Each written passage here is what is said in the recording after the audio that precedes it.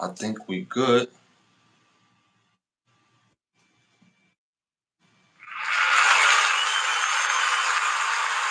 Yeah, yeah.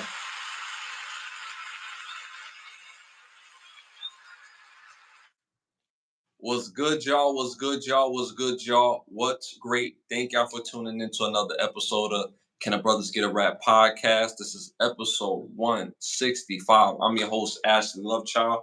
Join my co-host, my brother from another mother. Blood couldn't make us any closer. One of the best photographers in the world, my brother Santana. Say something to people.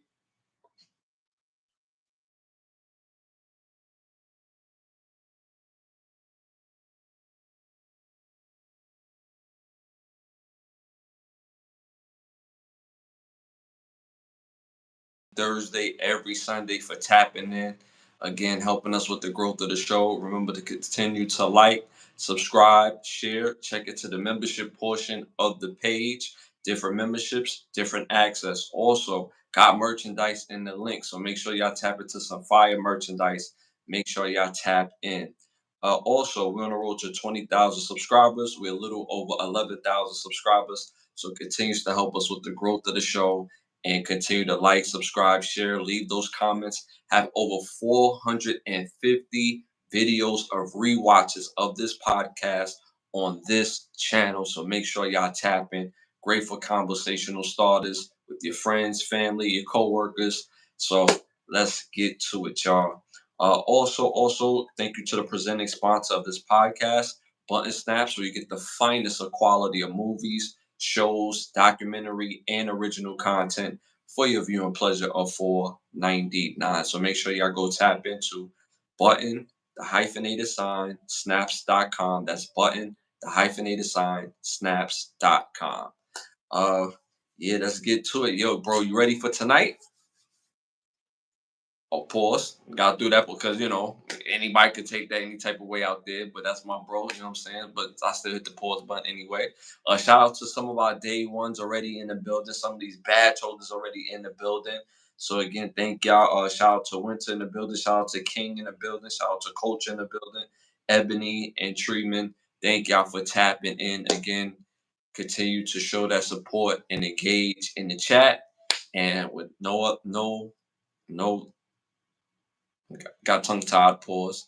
But no further ado, let's get the show started. All right, first segment of the night, popular opinions, y'all. This segment is brought to you by OUV Records, where the label motto is create, document, and inspire.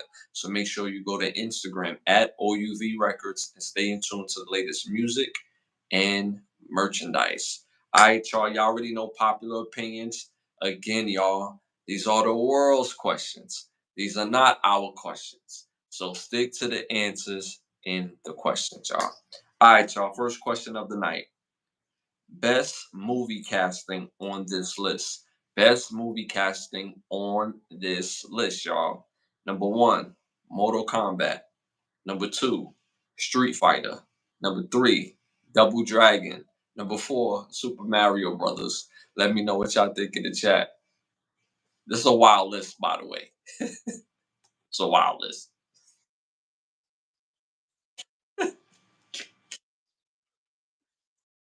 Casting, I would have to say Mortal Kombat. Uh, At least that was like somewhat decent and close to the source material. You know what I'm saying? The original one. Not the Annihilation garbage, the first one. That shit was straight ass. But the first original one, that kind of was close to the source material and the casting was, I mean, pretty spot on. Street Fighter, fuck no, that shit was ass. E Honda, I mean not E Honda, Blanca. I don't know who the that was. So I'm going with Mortal Kombat. You right? Double Dragon, when it comes to the casting and what it looked like, it still felt off with Double Dragon. It still felt off. It didn't feel authenticated. It felt like it was like, yo, we got a couple, we got a couple thousand. We just gonna slap this movie together, just grab some, fit dudes off the street and just throw some, karate gis on them. That's what it felt like to me. Super Mario Brothers, again, the casting on what it looked like. Mario felt like Mario. Luigi didn't feel like Luigi to me. King Koopa, that was the first time they tried to make a human. I don't want to say first time, but one of those first times where King Koopa was like a whole like dragon. You know what I'm saying? They make King Koopa, he's like half human, half dragon. So I kind of get it, but it was still Street Fighter and Mortal Kombat is the closest. I like how everybody looked in Mortal Kombat. Not everybody, but majority. They did pull off Goro. I think that's his name with the four arms. But as far as the casting and what it looked like, I think Street Fighter was a little closer because even though they threw the BET wig on Van Damme, he felt like Guile to me at the time. The girl felt like Chun Li to me. Uh, Saget felt like Saget. Vega, the closest Vega we got, you know what I'm saying? We're gonna get. Um, Balrog was terrible. E Honda was close, but it was terrible. It was terrible. And then I think what throws it off is Ryu didn't feel like Ryu, and they found the closest dude that could play Ken.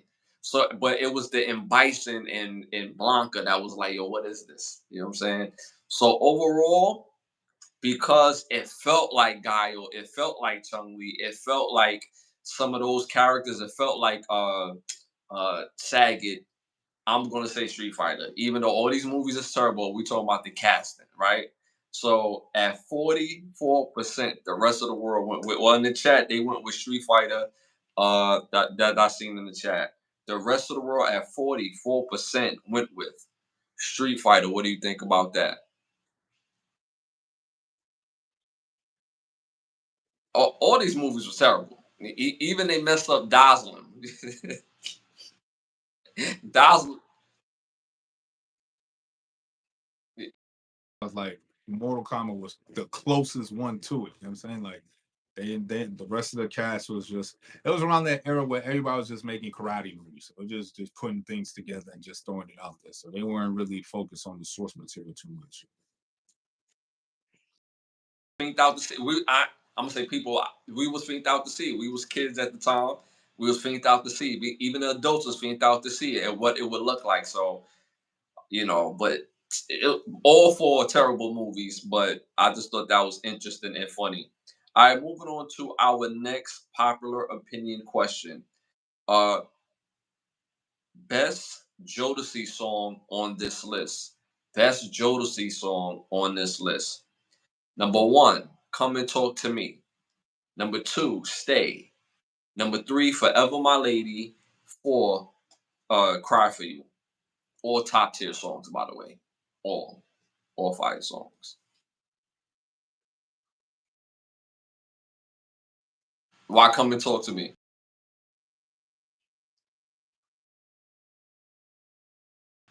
Yo, Jodeci hits after hits. People don't even realize in this day and age, in this era, you don't hear Jodeci name, in music conversations as far as greatest groups ever, which is crazy to me because musically they got it. But they one of the groups that have it. They in the conversation in my eyes with the Jackson Five, the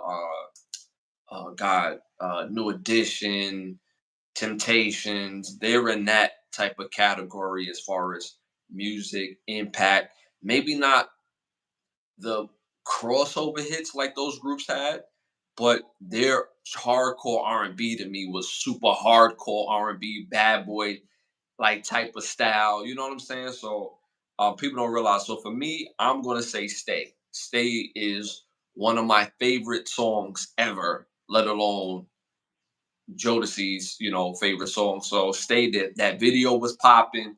Everything about that song was popping. So I'm gonna say "Stay." My bro went with "Come and Talk to Me." The rest of the world, or the chat went with "Cry for You." Four, they went with "Cry for You." The rest of the world at 37% went with Come and talk to me. What do you think about that?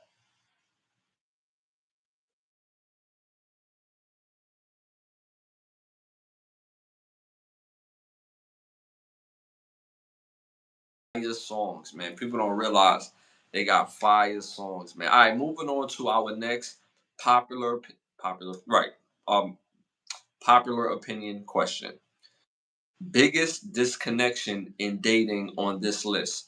Biggest disconnection in dating on this list. Number one, fake rules of dating. Number two, lack of interpersonal understanding. Number three, social media expectations. Number four, technology impact. Let me know what y'all think in the chat. Yeah, no, no, got you. Biggest disconnection in dating on this list. Number one, fake rules of dating. Number two, lack of interpersonal understanding. Number three, social media expectations. Number four, technology impact. Um, feel like there's a stigma on men, and then on top of that, with the stigma on men, they attach all these supposed rules that should need not apply to men at all. But then we're not the ones making the rules for ourselves. Society and outside sources is making these rules and making us abide by them. It's like, nah, it's not the case. Like, if it was the 60s and the 50s, then yeah, if I take you out, I mean, if I ask you out, I pay, you know what I mean, for the first date. But if it's 2025 and you talking about you got a job, you're making 100 grand a year, and you got 3 degrees and this, that, and the third, then why should I pay the first date? Because you making just as much money as I am, right? But yet we still holding on to old trivial rules and regulations that don't even apply to today. You know what I'm saying? With today's society, because those supposed rules were in place when men were predominantly the breadwinner. It was okay, and then back then, shit, 10 cents for a loaf of bread. You know what I'm saying? So it was light back in the day. Like nigga could take care of you and be good. But now that inflation and all that stuff is apparent in this day and age, but yet y'all still want to hold us to us pay for the first date and this, that, and the third. It's like, nah, this new age now. Should we pay for the first date? Like, so we off that now. You know what I'm saying? So I feel as though the rules that is placed on dating now is a detriment to it. So my bro went with fake rules of dating. Me, I'm gonna go with lack of interpersonal understanding. I just think that people just don't know how to communicate for real because of the use of social media, people macking over social media instead of, and maybe that's, me and just me by myself, and not by myself, but me in a way where I'm old school, where I prefer and seeing meeting a woman in physical time, going up to her and be like, "Yo, what's popping?" You know what I'm saying? So I'd rather have that interaction, and I think most people don't know how to communicate within relationships and within each other because of the lack of communication, because how easy it is just to swipe left, swipe right, and not doing no like real groundwork to getting to know somebody and understanding how to build with each other. So me, I'm gonna go with lack of interpersonal understanding. My brother went with fake rules in the chat. They also went with fake rules in the chat. The rest of the world at 39% went with social media expectations. What do you think about that? Social media does have a big part of it. You know what I'm saying? Because it pretty much, like, now I want to say dictates, but it kind of like gives a nudge as to where the dating scene is going based upon how many people post on certain topics around dating. So based on that, and then if it's a video that like gets viral and it's a certain point about dating, then yes, then if it's viral, then people are going to take that. Not all people, but some people want to take that and run with it and try to put it into their own life, even though it may not fit for them. You know what I'm saying? But because it's on social media, they feel as though it's like one size fits all. Sometimes it's not that case.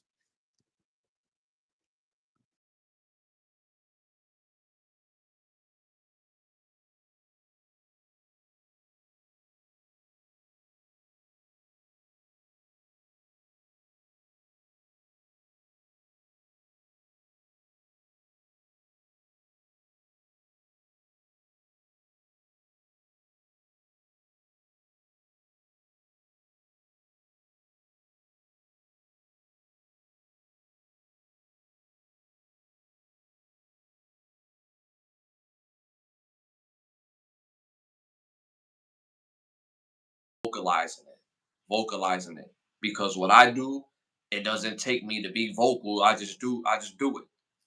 So I think it's person to person, for these different things. But everybody try to make this one big thing. So dating is real tricky nowadays. But that was a great insight from you, bro. Shout out to Ryan, man. Shout out to Ryan tapping in. Appreciate you. Another badge holder tapping in. Be judged, nodding out. All right, y'all. Moving on to our next segment. Hollywood need to ask us. We came up with this segment because Hollywood just don't give us enough movies that's interesting, entertaining, compelling. They give us a couple here and there throughout the year, but not enough. So me and my bro got better ideas for a movie or a movie series. You want to start this one off? Series, preferably HBO can take on this task because they already have done it before um with what's that game? Well, it's a game that they had created a series just recently on HBO. So I would love for Hollywood to make a series on Red Dead Redemption.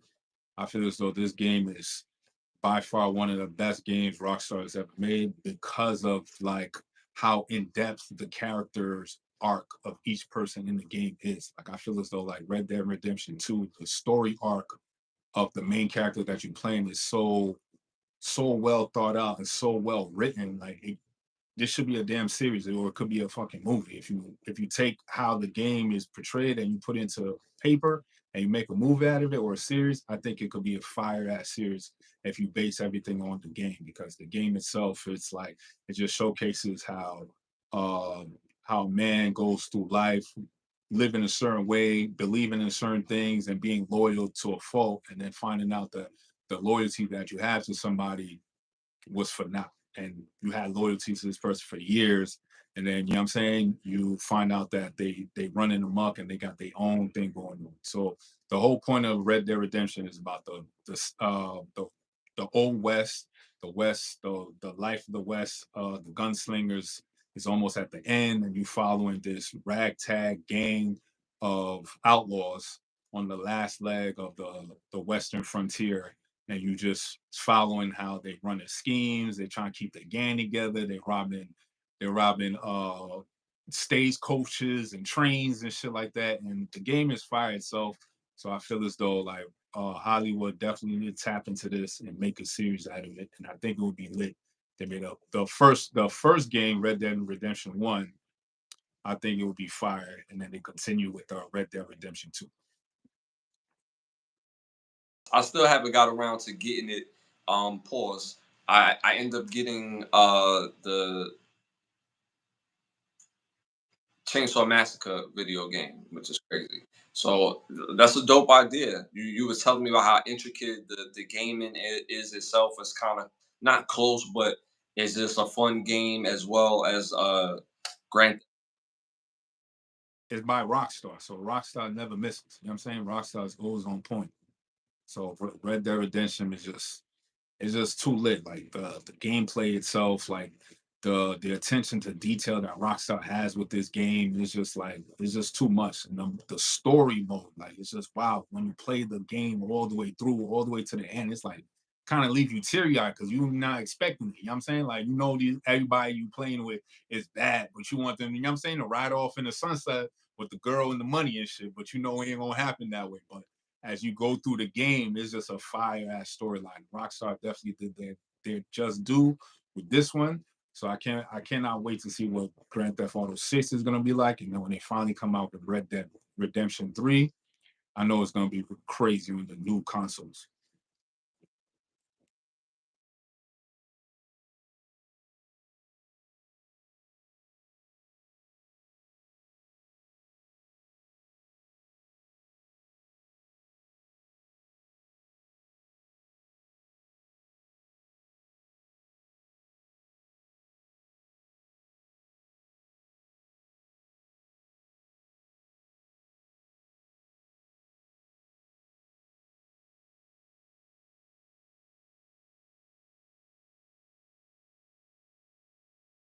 Needs this.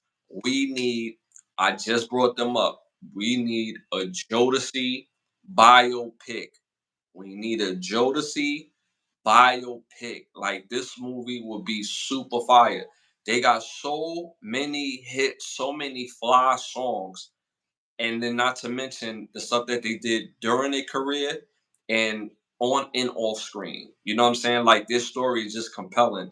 You know, four brothers coming from North Carolina, two are brothers, and the other two are friends. And Devontae and Casey, no JoJo started the group, and each one of them wanted their brother in the group. It was like, yo, I'll do the group if you let your little brother come in and sing with us. I'll let him come to sing if you let your brother come and sing and help us with the styling. So like just how they formulated and everybody role was so pivotal was just super duper fire. Them making their way to New York City, getting in front of Andre Harrell and their talent and all that shining through. They got with a style coach. They got with Diddy. I know he going through his stuff, but they got with Diddy and Andre Harrell was like, yo, these guys from North Carolina, they got the vocals, but they need to look the part. So yo, I want them to dress like how you dress. And Diddy being from Harlem and having the way of the city as far as the style, what I'm saying, styled them up, made them, you know what I'm saying, made them super duper fresh. And now they fresh and they got the vocals to match it. Again, one of the group members, Mr. Dalvin, was dating my childhood crush T-Boz from TLC. You had KC that was dealing with Mary J. Blige for a long time. Like these are all compelling stories in a movie that would make for a great movie. I would love it if Neo played JoJo. Chris Brown would play. I say Chris Brown would definitely play. Oh my God, I just said his name. Pause. The producer of the group, Dalvin. Yeah, you play Dalvin. No, I'm bugging. Yeah, that's Dalvin. Hold on. Hold on. So I want to get this right because on the rewatch, people gonna be like, "Yo, nah, you meant such and such." My bad, y'all. But I have to get this right. I have to get this right. I have to get this right. Have to get this right. All right. So right. So right. So he'll play Dalvin. I'm bugging. So Chris Brown could play Dalvin. Uh, Neo could play JoJo. Um, no. I'm bugging. Chris Brown will play Devontae. He will play Devontae. I always confuse them up because people don't realize Devontae and Dalvin are brothers, so I confuse them. But Chris Brown could play Devontae and Mr. Dalvin. They could go with an unknown for Mr. Dalvin, somebody that could kind of look like Chris Brown but have that same type of swag. But I just think it would be a compelling story. I think people would mess with it, and it would be dope for a movie series. So like maybe like an 8 episode movie series based on their life, their upbringing, behind the scenes, in front of the camera. Their upbringing was in church. They got this singing background from church, and just showing their career. Don't forget the epic moment when it was on Martin and Martin came out busting out, having the duel with Jojo with Casey. You know what I'm saying? Him with all the ooh years on the Varnell Hill show. So I just think if you put all that into the movie, I think it will be a fire movie. Me personally. So yeah, so that's my uh Hollywood Need to Ask Us movie for that particular portion. And for a movie like this, we need somebody that knows music and understand the moment because when most people get biopics wrong when it comes to music, they don't relive the moment of the song. That's why certain biopics is fire. Ray is fire.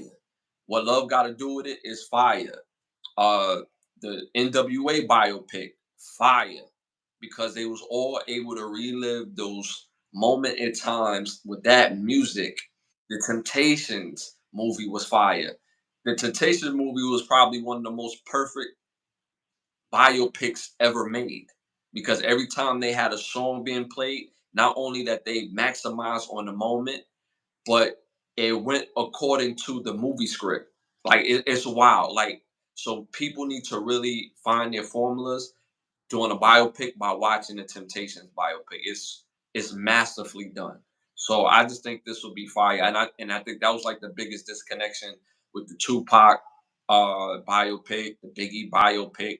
They didn't relive those moments. It didn't make you feel like it was a moment, except for it was one moment in the Biggie movie that it felt like it was Biggie, and that's when they did I Shot You. That felt like a moment. Every other part of that movie was ass, but same thing with the Tupac movie. It was just it was bad. So yeah, so that's my Hollywood Need to Ask Us movie for this episode. All right, y'all, moving on to our next segment. Our must see segment, some of y'all most favorite segment of the pod. You want to start this one off? All right, so y'all, my three must see movies. Make sure y'all tap into these movies, y'all. Number one came out in 2014, directed, starred, and written by Seth MacFarlane. Also stars uh,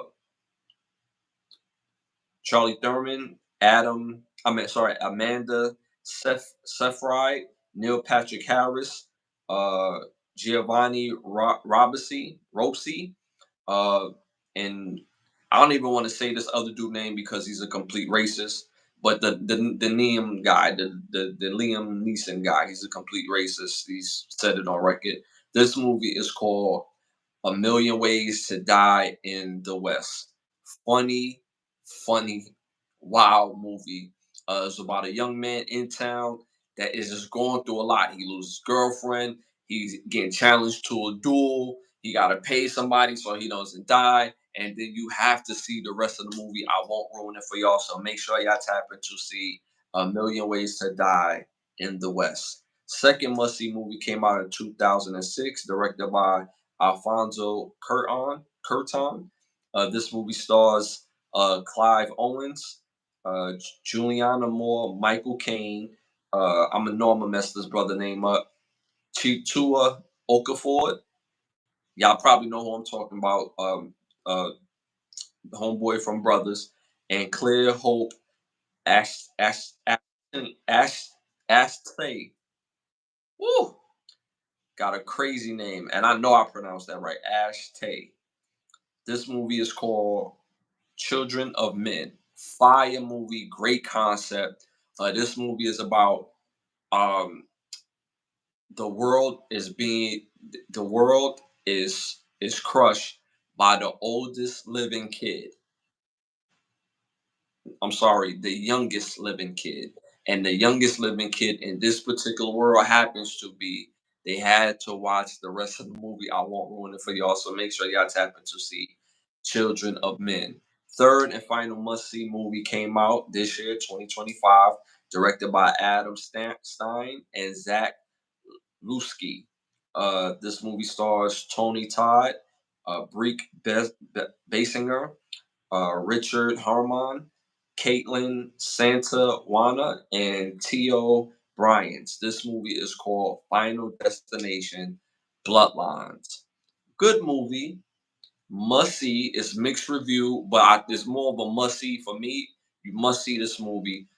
This movie is about a young lady that keep having these reoccurring dreams about about her grandmother. I'm sorry, about her grandmother, and you have to see the rest of the movie. I won't ruin it for y'all. So again, make sure y'all tap in to see Final Destination Bloodlines, Children of Men, and A Million Ways to Die in the West. Do with my movies, I always have a theme. So this week's theme is called Aliens or Demons. So these movies I chose depict either whether or not these supposed aliens or they supposed demons in the science fiction genre. So first movie on this list is called The Forgotten. Came out in 2004, stars Julianne Moore, Alfre Woodard, Dominic West, Christopher Kodlewski, Gary Sinise, Anthony Edwards, Lunice Roche, Matthew Plazinski, Tim King, and Donald, Felix Solis, and Jessica Height. It's about this mother whose child goes missing, and then after a while, her family starts to forget that she even has a child, and you gotta watch the rest of the movie to figure out if it's aliens or demons plaguing this family. Fire movie right there, very slept on, and I think they don't even mention this movie that much. So next one on the list is called The Fourth Kind. Came out 2009. Stars Tadwe Osuname, Millie Jovovich, Charlotte Milchard, Will Patton, Elise Cotis, Enzo Silenti, Corey Johnson, Hakeem K. Chasm, Mila McKenna Bruce, Raphael Coleman, Eric Lowen, Daphne Alexander, M. Night Shyamalan, Mel Gibson, Joaquin, I'm sorry, Daphne Alexander, my fault. And so this movie is about a family who had a close encounter with, we don't know if it's alien, we don't know if it's demon, and then a whole bunch of stuff starts to happen after this encounter, and you got to watch the rest of the movie to find out what happens. Fire movie, again, another one that slept on, again, thrown under the rug. And last one on the list is called Signed. Came out in 2002. This one stars M. Night Shyamalan, Mel Gibson, Joaquin Phoenix, Rory Culkin, Abigail Breslin, Cherry Jones, Patricia Callenber, Mary Weaver, Ted Sutton, Laney Flattery, Martin McCory, and Michael Shorto.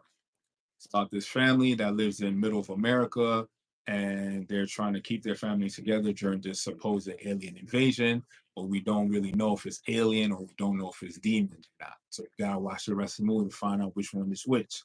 So my pick for aliens or demons movies are The Forgotten, Signs, and The Fourth Kind. Tap into those movies, y'all. We've been giving y'all fire movies for 165 episodes. So make sure y'all tap into those movies, y'all. Weekend is coming up. All right, y'all. Moving on to our must hear, y'all. Our must hear music. Y'all know how I do different vibrations. I'm gonna give y'all that fire music, whether it's new or old, whether it's R&B or hip hop. So my true hip hop fans, my true R&B fans, I'm gonna give y'all some fire music. I'm also gonna sneak in some reggae in this as well too, or dancehall or soca. So make sure y'all be ready for that. Tonight I'm going with R&B again. Make sure y'all put these three songs on y'all playlist by the legendary actor Glenn Jones, legendary singer Glenn Jones. Fire music. Put these three songs on your playlist by Glenn Jones. Number one, I've Been Searching. Number two, Show Me. Number three, We Only Just Begun. I guarantee you, top tier R&B. Top tier R&B. I know it's 80s style. Mind you, 80s and 90s R&B is the best R&B, period. 80s R&B sound like R&B. 90s R&B is hip hop, but you got them vocals over them hip hop beats. But this is top tier primo R&B work right here. Again, Glenn Jones. Again, put these three songs on your playlist. One, I've Been Searching. Number two, Show Me. Number three, We Only Just Begun. So again, put those three songs on your playlist by Glenn Jones. All right, moving on to our must read segment. You want to start this off? Ancient Black Hebrews, Abraham and His Family by Gert Mueller. Now it's a deep dive of the biblical Abraham and his family and the lineage of his family. And you already know the lineage of this particular family is melanated. So there should be no feelings behind it, or you know what I'm saying? You feel some type of way about it. It is what it is. So the name of the book again is called The Ancient Black Hebrews, Abraham and His Family, and the author is Gert Mueller. Well, get rattled at the truth. I'm always interested by that. When the truth doesn't benefit a group of people, they get offended by that. And I always just thought that was interesting. to curtail a certain narrative, and make people comfortable. All right, y'all. My must read, a good must read, especially if you're going through it. This book is called My Grief Is Not Like Yours. Great book about how to deal with grief. This book is the author is Theo Boyd. Theo Boyd. It's a great read. So make sure again you tap into, especially if you're dealing with grief. My grief is not like yours. So make sure y'all tap in. You got cologne for us?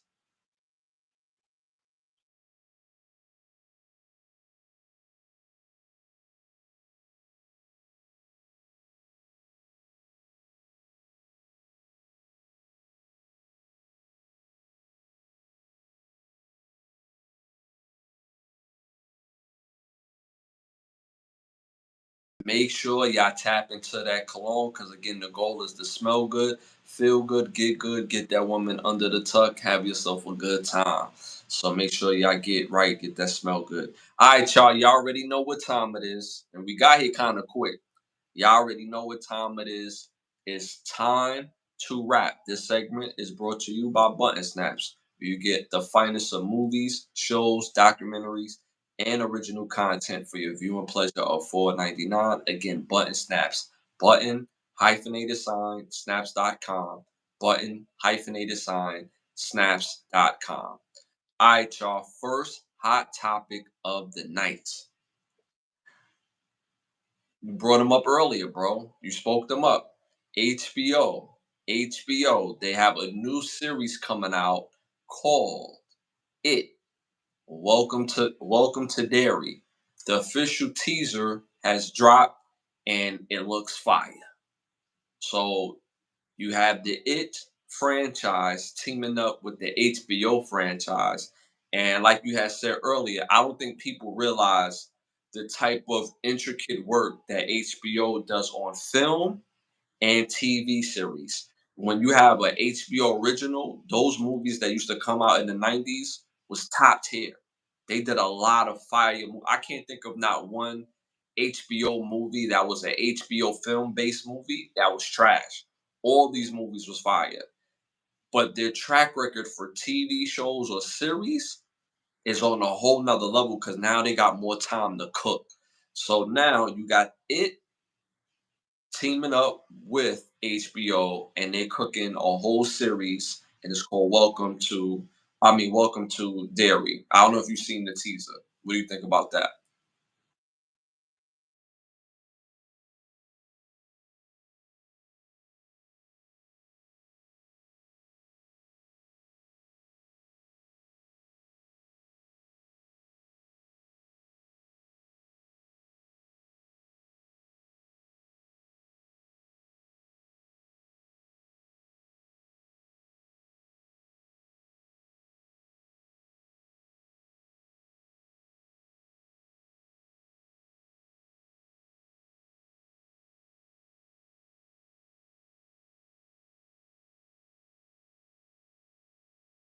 On their staff have.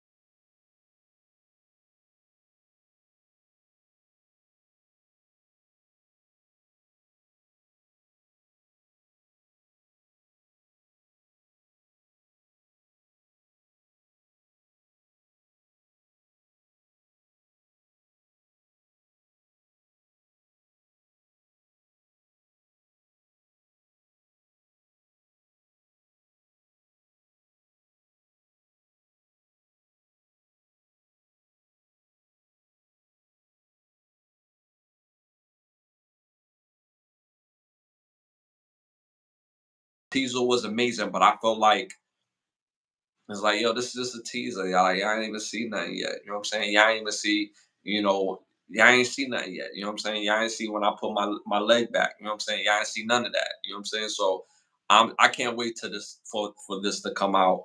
The official trailer and the official series to come out. I think it's gonna be dope. All right, y'all. Moving on to our next hot topic. Doug Christie, former NBA player, used to play for Sacramento Kings and a couple other teams, but mainly known for playing for the Sacramento Kings, the Toronto Raptors, and the New York Knicks.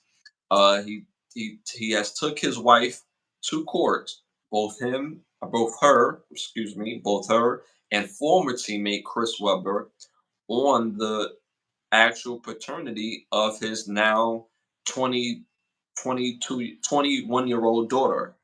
The paternity found out to be Chris Webber's daughter, and all these years they knew this because Chris Webber was always around, and they felt like something was always off because every time he would leave, he would kind of be teary eyed. But it has said that it was rumored that Doug Christie, will take wife to court for damages and $4.6 million, to be retroactive in child support, DNA, because the DNA happens to be Chris Webber's daughter, and also any type of historic content has to be corrected, and the possible motives, and the fact that all these years the world has known this young girl to be a Christie when she's in fact a Weber. What do you think about this?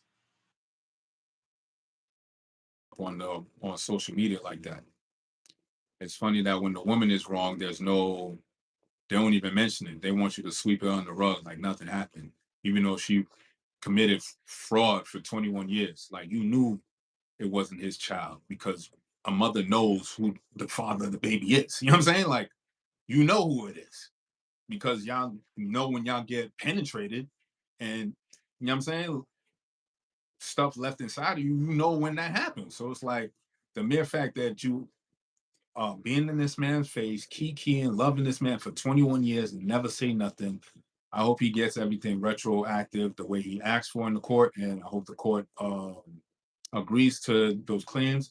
And with that moving forward, and he gets that judgment for towards him.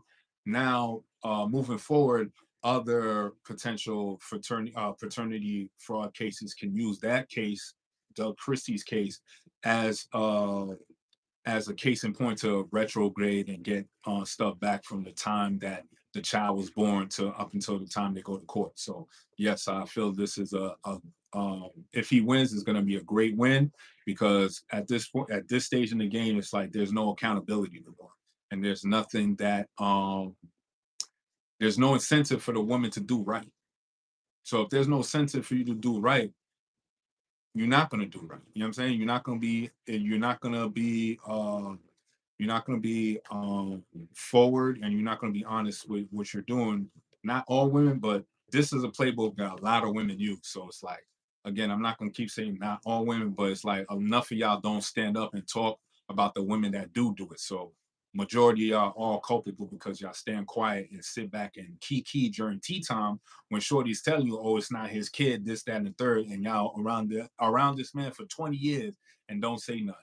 The psychological damage is done to this man, like it can't even be quantified. You know what I'm saying? It's just he got to take on the chin and keep moving. But behind closed doors, when he by himself in that corner, he you know what I'm saying? He got to sleep with that being lied to for 21 years. Like, you know what I'm saying? So at least with this, with the judgment that he's asking for, at least with that will have some type of deterrent for other females that want to try to play these games and play the same playbook. Like eventually we're not going to catch on and flip the script.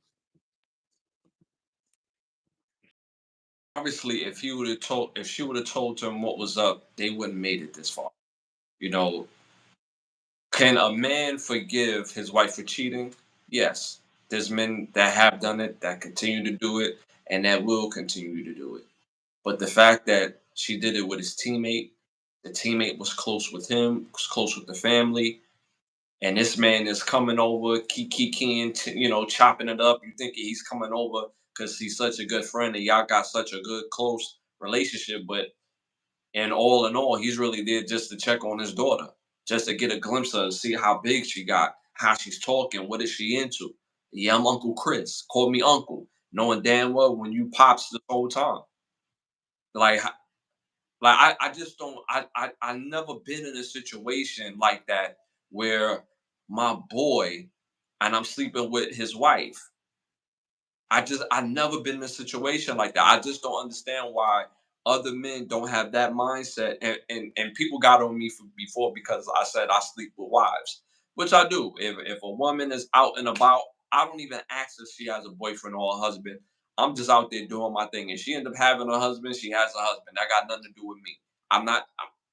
I'm not the reason why she's in this club, right? But the thing is, I'm not doing that to my boys, my friends. I don't.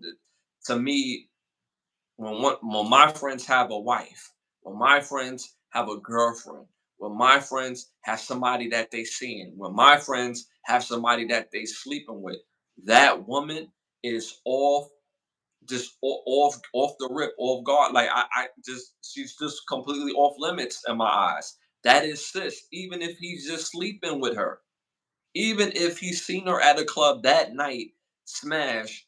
I don't want her ever.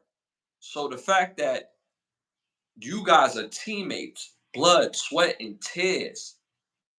Y'all going for championship. Y'all spending time on the road. You spend more time with your teammates than you do with your wife. Do most of the part of the year. If when you're an NBA player, so it's like, yo, how can you betray the brotherhood like that to do that, and then on top of that to add insult to injury, you got my wife pregnant, and now I raised your child and kudos to Doug Christie. He like, yo, I want the record to be shown. Like she's my daughter in spirit in the sense like, yo, she's my daughter because I raised her. I put my values into her, but in real life, she's a Weber. So her name shouldn't be Christie. It should be Weber because to be correct about the term, she is a Weber. So that needs to be correct as well. The daughter was rumored to say, that she hates both Chris and Jackie, and that the only father she ever known will continue to be her father. So now again, y'all put this type of energy and situation where they didn't need one. Y'all really torn the family completely apart and look at the impact based on your selfishness and based on your desires.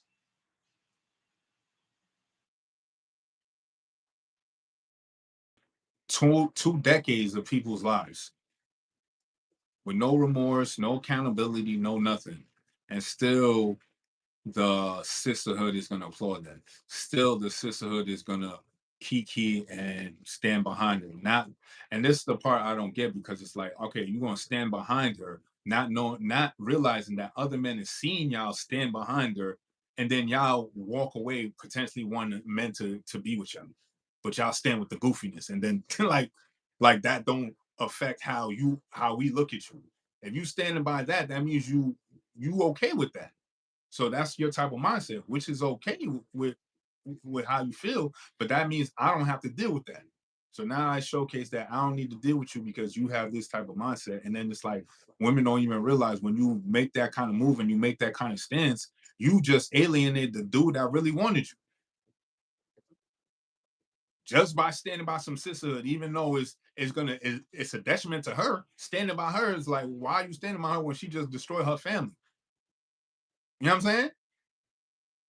Like, and I feel as though like moving forward, I feel like NBA has all these kind of clauses. Why the hell y'all don't got no clauses? You can't sleep with each other's wives or girlfriends on the team. Because if I have a team and I paid a million to, I just gave you $40 million to play on this team, and this bum suck of a asshole over here who's not even third string has the audacity to go sleep with your wife. Nah, that got to be handled a different kind of way. You know what I'm saying? There got to be rules and protocol with this because at the end of the day, it's like you're messing with the money. You know what I'm saying? And during that time when Doug Christie and Chris Webber were playing, that was the best time with the Kings.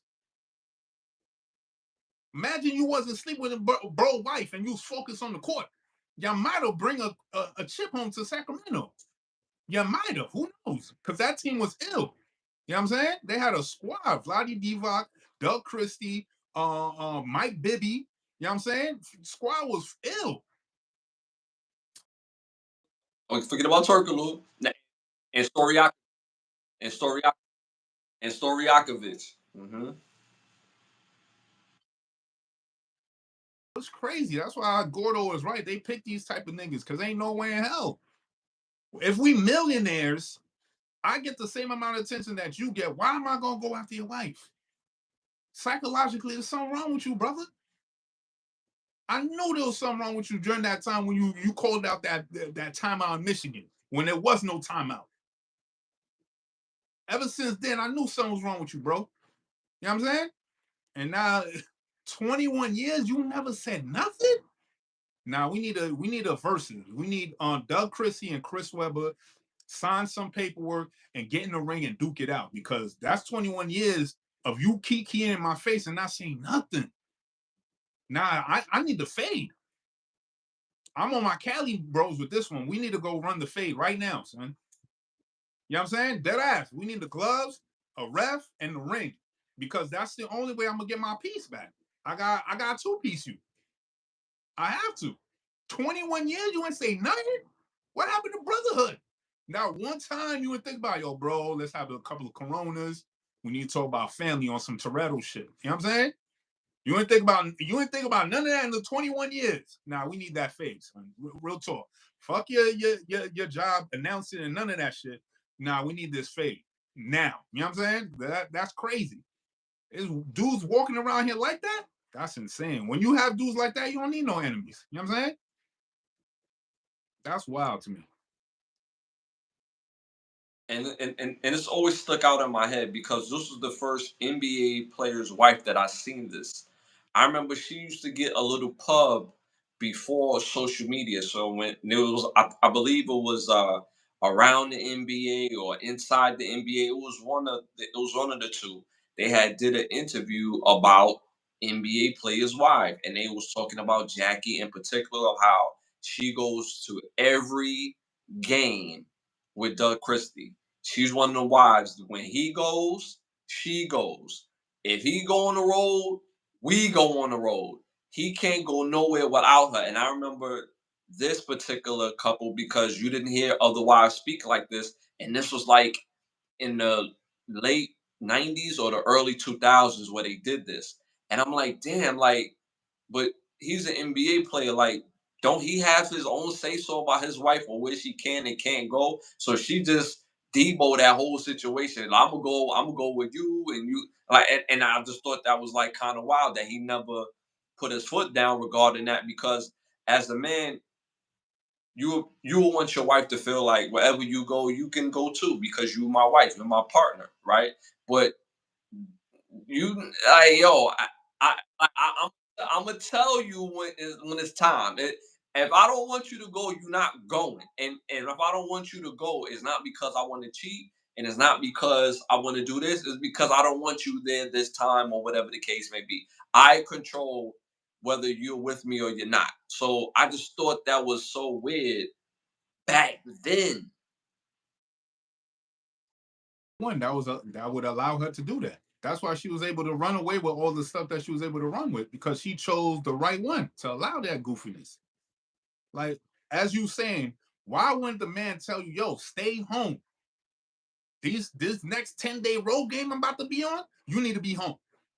You ain't never said that. You ain't never had no foot down. And I feel as though at that stage in the game, she chose the right one to manipulate, do what she need to do, get in position.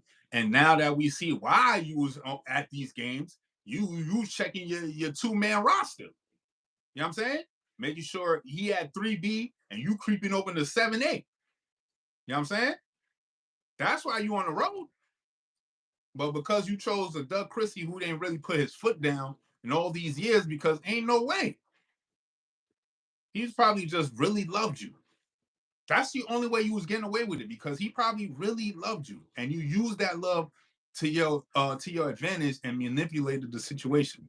Now that man, he got to get the fade. So I swear to God, somebody got to come up with this verses and get this fade popping. Chris Brown set it up. You know what I'm saying? Call the announcers and get it popping because this fight needs to happen. After they go through the trial or whatever after that, yeah, they need to get this fight going because Doug Christie need to see Chris Webber about this.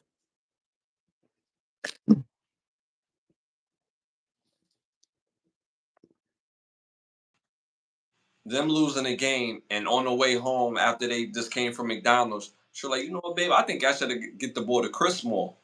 Mind you, Chris Webber's already the franchise player. Like that one play, you really miss Chris. So now, like all that stuff replaying in his head, all the times that the times that they could have possibly been together. So I know Doug Christie is definitely devastated, definitely hurt, but he's probably more so disappointed after all these years really putting his time and energy into this woman and never embarrassing her. Like I had a discussion with somebody else about Remy and Papoose, and the person said, "Well, to keep it funky with you, Papoose was cheating while Remy was in jail." I said, "Even if that was true, we don't know that to be true because it never came out. Even if it's among a certain circle, it never came out. There's lack of embarrassment.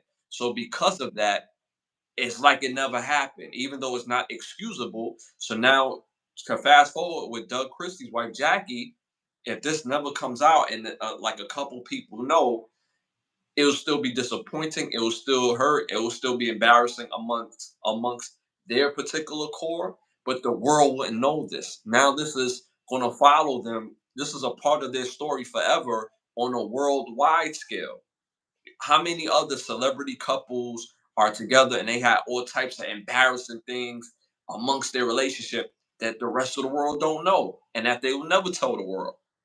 You see what I'm saying? But this in particular is a stain on relationships in itself and their relationship in as itself based on her brand. So that's a part of what she's getting sued for based on her brand, saying that yo, I'm Doug Christie wife. I never cheated on him. I always been loyal. I'm about my family, and the reason why I travel with my husband is because I'm there to protect him. I'm there to make sure that all the other women don't get next to him, and make sure that our brand is about family. How's your brand about family when you're sleeping with the teammate and the superstar at that? Because that matters too. Chris Webber, let's keep it real. Chris Webber was a whole superstar in the league. Let's keep it real. So at the end of the day, and this is no diss or no slide to nobody. She didn't go sleep with Bobby Jackson. She slept with Chris Webber. That means this person, women are attracted to the person who's either the boss or the guy who gets the most attention. Can't just be cool with just being in the room and just being proud of your man for doing what he does. And you having access because of your man.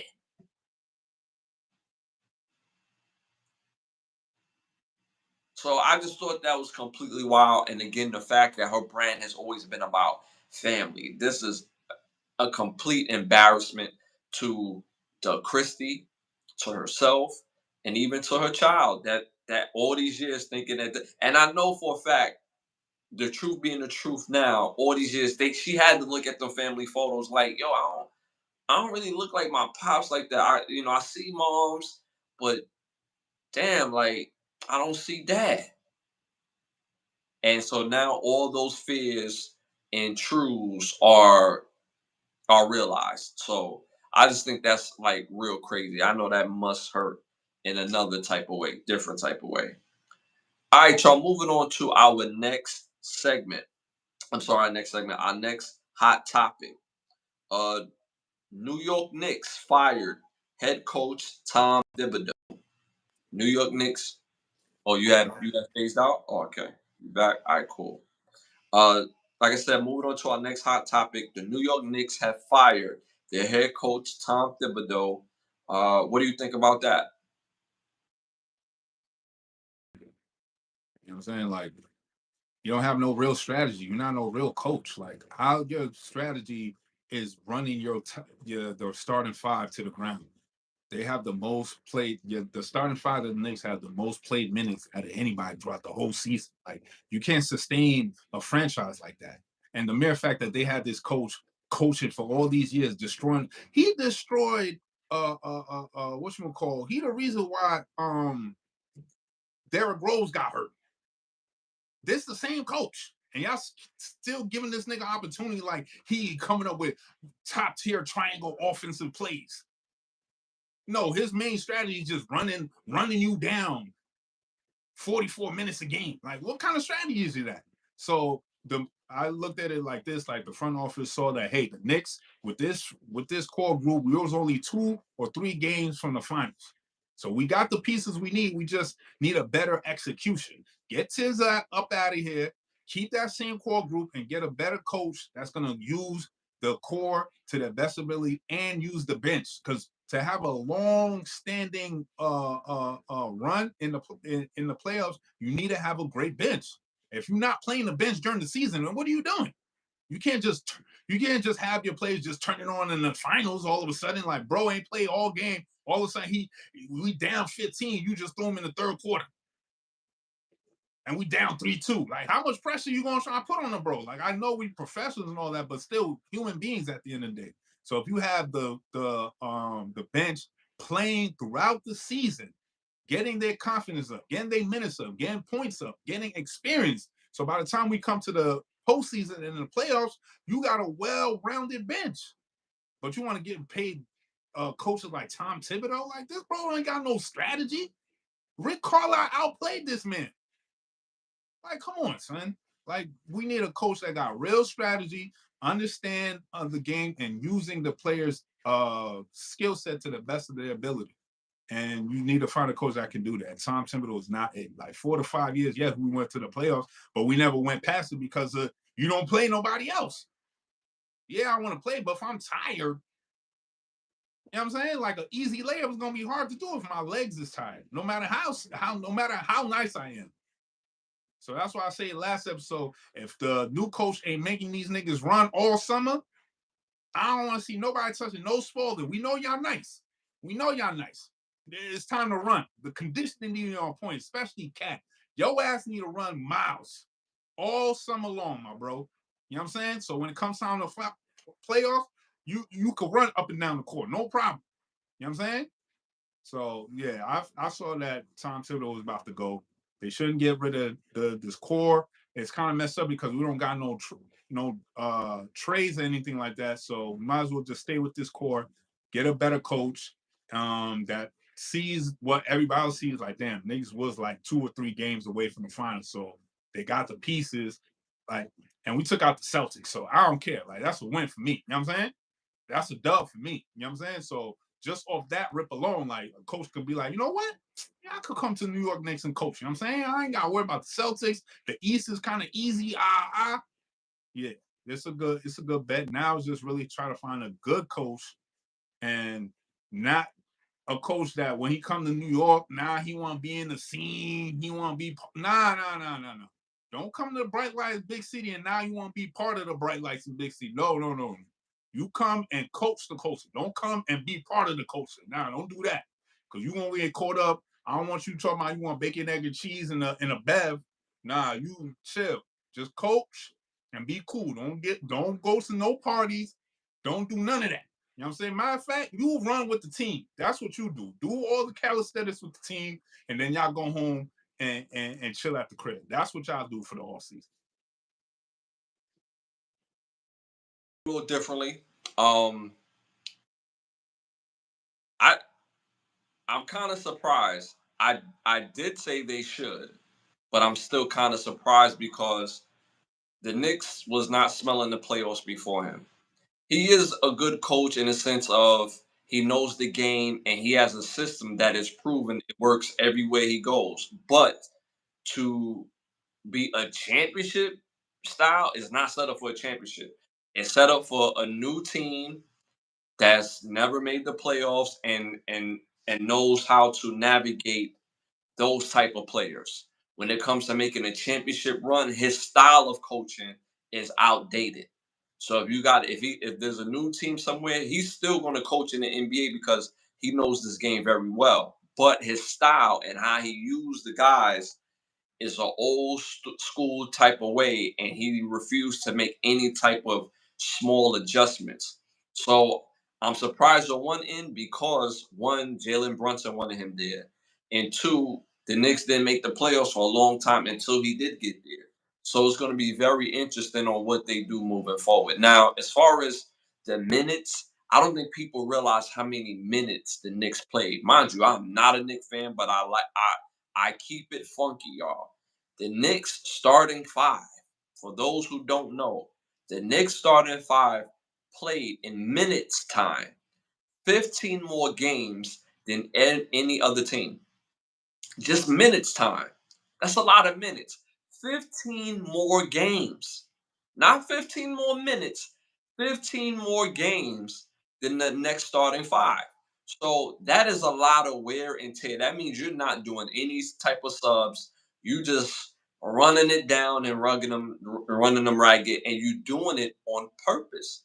You're doing it out of habit and not used to making the proper adjustments that's going on today. So that's one thing.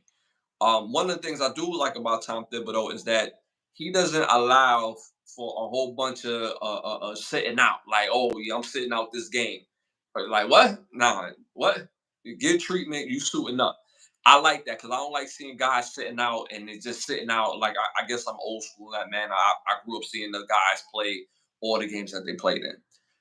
But the Knicks do need a coach who's going to be very stern and also be able to make the proper adjustments. Now, because of how these contracts are set up, they went all in on getting the guys that they got, like Mikal Bridges, OG, Cat. So they're going to be very tight on type of moves that they're going to be able to make. They've been talking about Giannis. They've been talking about Kevin Durant. Neither one of those moves put them over the top. It doesn't. Neither one of them, especially Kevin Durant. Kevin Durant is a great player, but Kevin Durant is not needed in New York. That's not what's needed. What's needed is more adjustment with the benching style. They also need somebody who can be a guard stopper, who makes it hard for guys that like to play at the top of the key. They need a real perimeter defender because when you have Jalen Brunson out there, you need another guy who's going to be able to defend. Josh Hart is a really good defender. He made people work for it. OG is a good defender. He made people work for it, but they need another guy when they take Brunson out instead of a guy that get buckets. You need a guy who can stop on the ball. You can't just have two guys because guys do get hurt, and you want your starting five to be interchangeable. Also, it might be beneficial for them to either I think it would be more beneficial for them to find a better shot blocker than Robinson because Robinson is very big. He's a defensive presence, but his presence is not felt all through the game because his lack of offense. He's a liability on the free throw line. So that's a chink in the armor that needs to also be met. So those are two chinks in the armor that have to be met. And what happened to development? That's part of the reason why I can't stand the NBA as well because there's no development. That's why the NFL is still the best league, even with all the bullshit and the politics, is that they actually develop players. And the NBA is like, yo, can you imagine being on a team and being on the bench of a team and be like, oh yeah, that team is cool, but they don't got nobody on their bench. It's like, yo, but I'm on the bench. Exactly. They don't got nobody on the bench. Or you the two guard. It'd be like, yeah, they a good team, but they a two guard away. It's like if you but you got players on your team and they all professional, correct? And they all put up 500 shots a day, correct? And they all run through the screen. So whatever happened to developing players and develop that bench, develop the type of style that you will want them to play.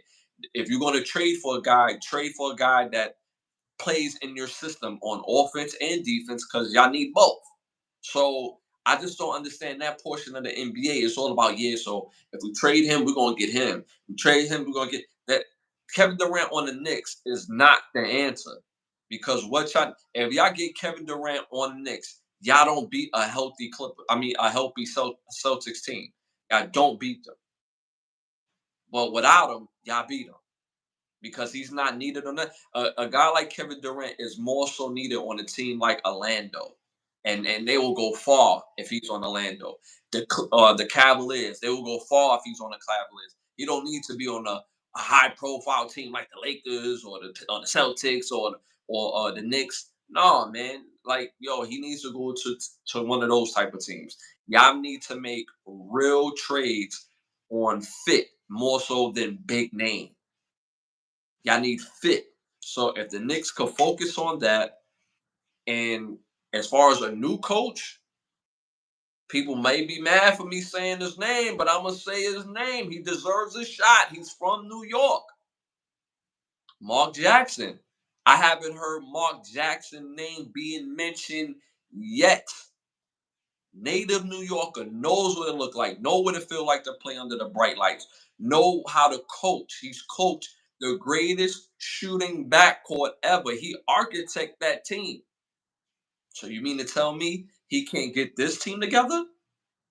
If Mark Jackson go to the Knicks, you never heard me say this as long as you know me, bro. If Mark Jackson went to the Knicks, y'all would go to a finals. You've never heard me say. You've always heard me dog walk the Knicks, bro. Always. I'm going to support from afar only because y'all fans, y'all get too crazy when y'all get crazy. But at the end of the day, I do like to see the Knicks do well. I do. But if they brought in Mark Jackson, they go to the finals. They go to the finals, but they're not. His name hasn't even been mentioned. They've been talking about the old Villanova coach, Jay Wright, to come in to coach the Knicks because he got 4 players on the Knicks, right? 3 players on the Knicks, the Villanova kids. So again, y'all take a step forward. Y'all take a step forward to take 10 steps back. So the Knicks have to be very intentional on who they bring in and not worry about big name. If they more so worry about fit, then y'all gonna be on the positive end of this. Any other coaches come to mind that you want to be the next Knicks coach? Patrick Ewing, like John Starks, Chris Childs, like mad New York greats. If you gonna give bum ass Tom Thibodeau a chance, and you just broke down that he with his coaching style makes no sense. If you're gonna run and gun niggas where it's to a point where they're running 15 more games, like that don't make no sense. Then you could just bring anybody. I don't want no Villanova coach because that don't make no sense for the long run. You know what I'm saying? That don't make no sense if they only gonna be here for 2029 and then after that they gone. What's the sense of bringing a Villanova coach in here? We need a coach that's for here and for the future. You know what I'm saying? So damn, what's it? Stephon Marbury. Wow, why can't you get Stephon Marbury? Shoot, get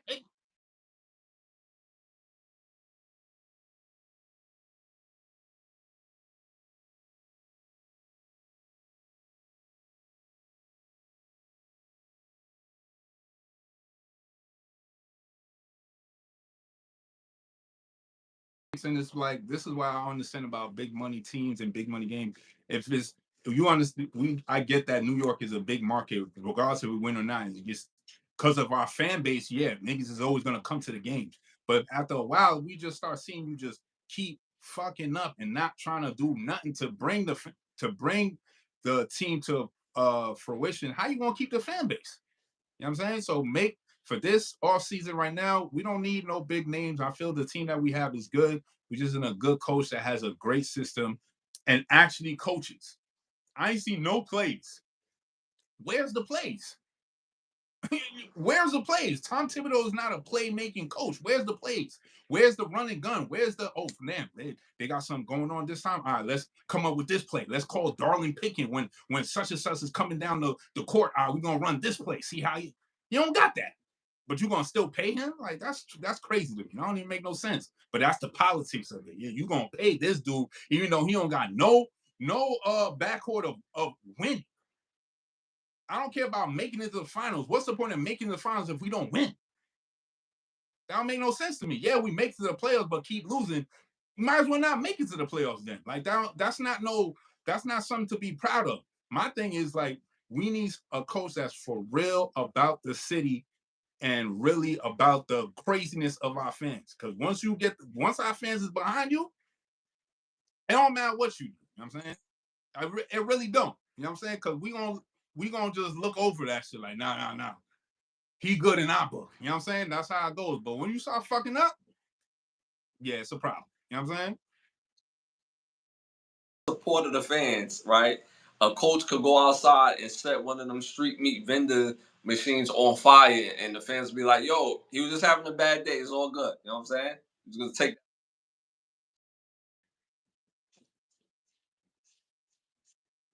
We're gonna help you. You know what I'm saying? Somebody over there gonna help you with that street meat. Turn that flame on 360. You know what I'm saying?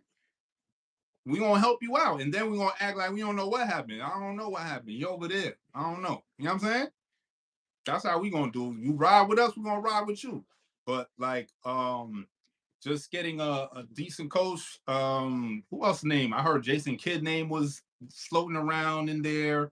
Ime Udoka was floating around. You know what I'm saying? So there's some coaches out there like, yo, that could come to New York and really, really do it. You know what I'm saying? So we'll see what happens with this off season.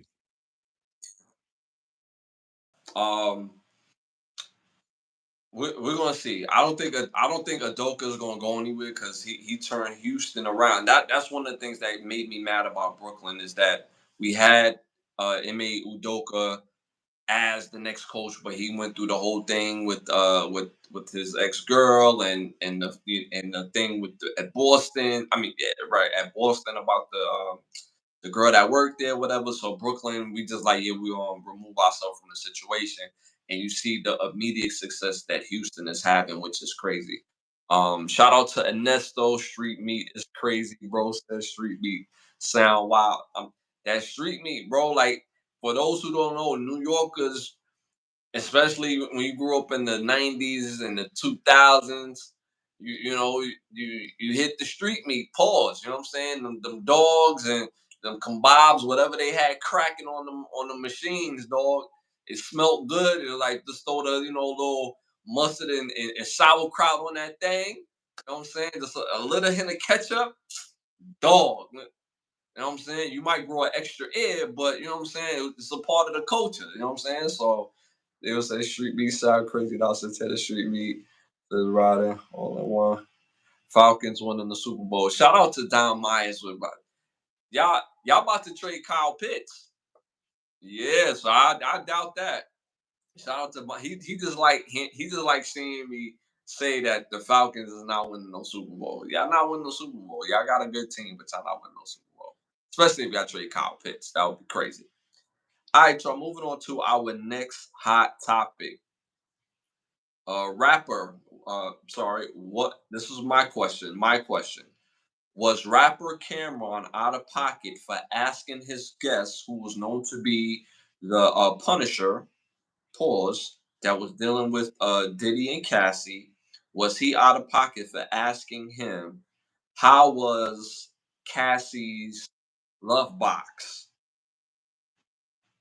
on the show? Was he out of pocket or it's just Cameron? And I mean, he could have just asked the questions a little bit better. Um, I feel it was kind of out of pocket because it's like, honestly, why you want to know about her box? You know what I'm saying? Like, it would have been other questions that needed to be asked. Like, I don't know, but I didn't do the interview, but I'm pretty sure there was other questions that could have been asked. You know what I'm saying? Like, yo, how many drugs did y'all do? Like, was there drugs? Who brought the drugs? You know what I'm saying? If that was part of it, but asking about her box is just damn, Cam. You know what I'm saying? I'm gonna give you an L for this one. Like, nah, listen, I'm not rocking with this one. Just this one time, you gotta take an L for this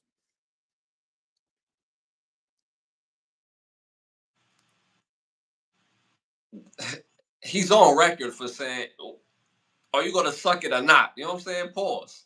He on the record. That's the type of time Cameron's on. But at the same time, I get what you're saying, and I get what other people are saying. The fact that yo, you're Cameron, you're Mr. Cool. So people, I don't feel like people. Some people wasn't expecting it, but for me, I would expect him to ask that type of question. I don't think it's outside of the possibility of him asking that type of question. Because of the level of the platform, it seems out of pocket, it seems egregious. But again, like Cameron is not known for being politically correct and not caring. And that part of him we all love and respect about him that he's not always going to be politically correct. So when I ask that question, nah, I would not ask that question.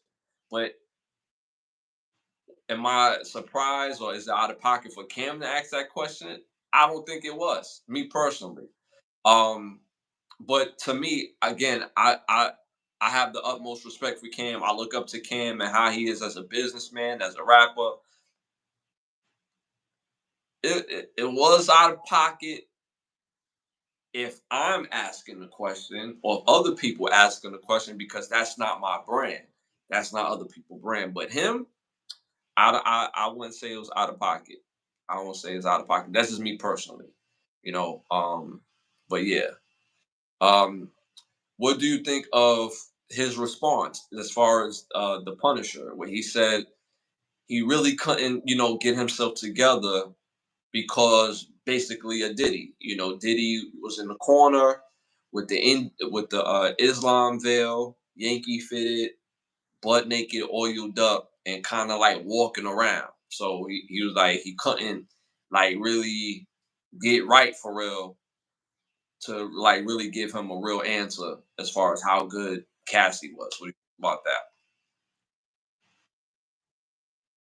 And it's like it's just it's weird for real. Like again, like you could have. There's one time, Cam, you're gonna take an L for this one, but it's just a type of question. It could have been dressed better. Like I don't understand what's the asking. Like what was the point of those questions? Like what were you trying to get at? What was like the end result? Like were you trying to get to something? You know what I'm saying? So that type of questioning was like, if it was for a reason, then yeah. But if it was just to sensationalize and do it on your platform to, you know what I'm saying, for the clickbait, then you know what I'm saying, it's not, we're not expecting nothing more than that. You know what I'm saying? Definitely agree with that. It was definitely for the clickbait. It was definitely for the entertainment. It was definitely for the funny because again, their show, they're hilarious. They are hilarious. They don't take much serious. They laughing at everything.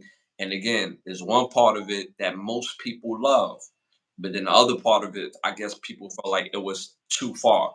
So he found what is too far in the eyes of his viewers. Because if you got viewers and supporters and they feel like that was kind of too far, like we still gonna mess with you, bro. But damn, like that was kind of harsh, bro. Then he could gauge it and then figure it out later on. So I'm not necessarily super mad at that. Yo, Ash, you think I can make a mink fur coat out of Ernesto, you stupid. You stupid. What's up, bro? Shout out to Khalid in the building. Appreciate you tapping in. Appreciate you tapping in, man. All right. Anything you wanted to add to that? All right. All right. Moving on to our next hot topic. They just announced there will be no more Job Corps. There will be no more Job Corps as of June 30th.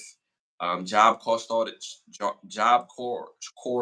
in 1964, and it's going to be a wrap. And some of these markets, it's basically going to be done everywhere. So in Oregon, California, Idaho, Nevada, Arizona, Alaska, Hawaii, Montana, Wyoming, New Mexico, Nebraska, Kansas City, Oklahoma, Texas, Minnesota. It's basically every state. So New York in the south, Brooklyn, South Bronx, Delaware Valley, Westover, uh, Glenmont, Connecticut, New Haven, Hartford. It's like I said, it's all over. Delaware, there's Wilmington. These are some pretty big Job Corps sites that kids who don't go off to college depended on Job Corps to learn the skill and then to join the workforce to make a living for themselves. What do you think about that?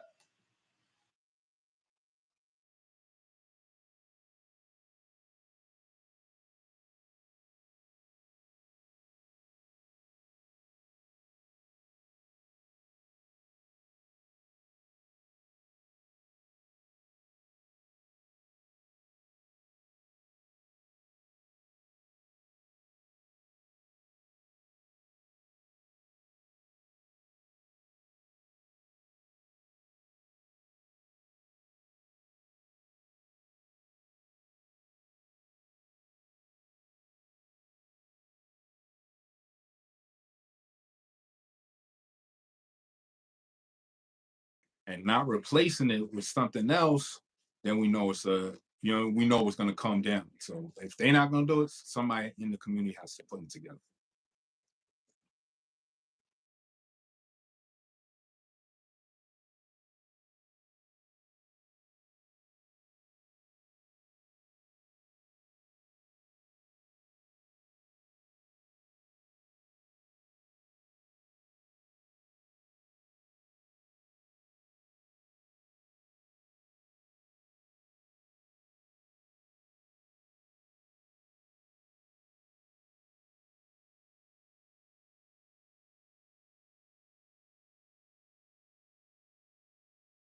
Basically a trade school. They specialize in trade. You could go to that high school, learn a trade while you're in school, and the curriculum is surrounded by the trade.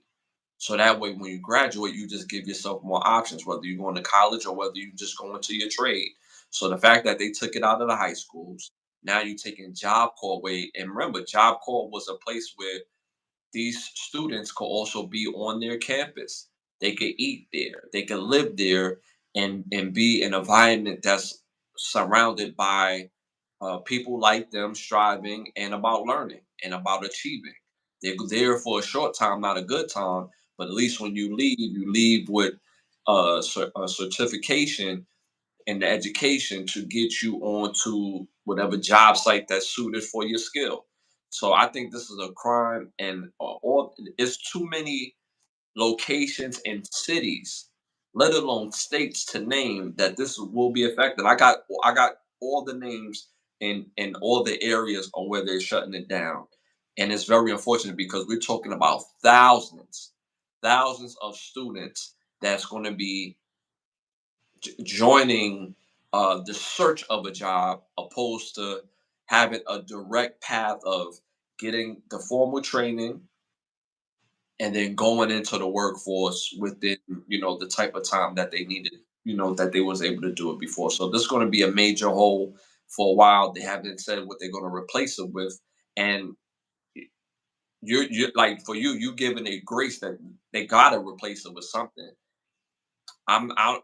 They, at some point, I feel like they should and they might, but they haven't said anything about replacing it with anything that gives me any type of confidence.